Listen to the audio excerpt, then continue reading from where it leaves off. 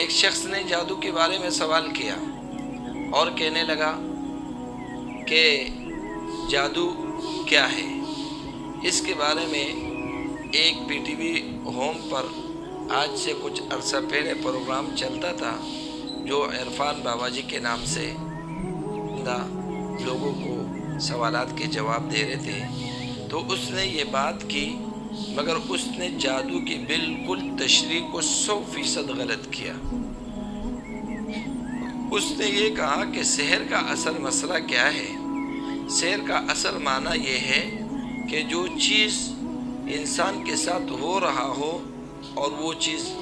یعنی وجود میں نہیں ہو، یعنی اس کا مقصد یہ بیان کرنا تھا، مگر اس نے کہا کہ اس کی حقیقت میں کوئی وجود نہ ہو۔ تو بھائی جادو کا تو حقیقت میں وجود موجود ہے۔ پھر اس نے آگے تشریح میں یہ بات بتائی کہ ایک بندہ میرے پاس آیا اور اس نے کہا کہ بھائی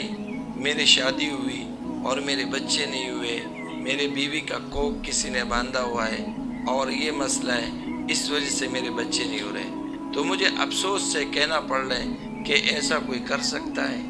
بالکل ایسا کر سکتا ہے۔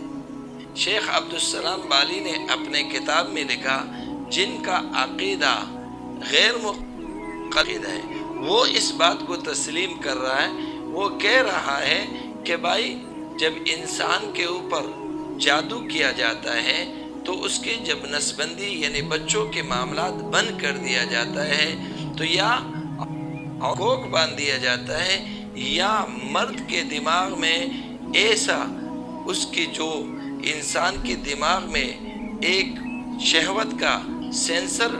لگا ہوتا ہے، تو اسی فولڈر میں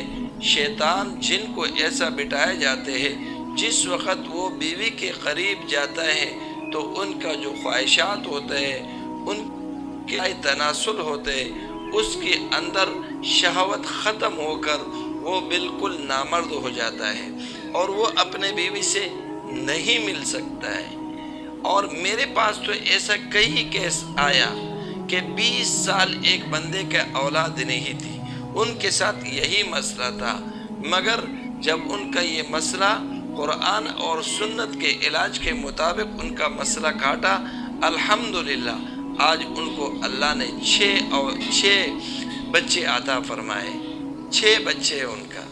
تو اس سے معلوم یہ ہوا کہ جادو کے ذریعے سے انسان کے اوپر سحر کر کے ان کے اولاد بھی بن کر سکتے ہیں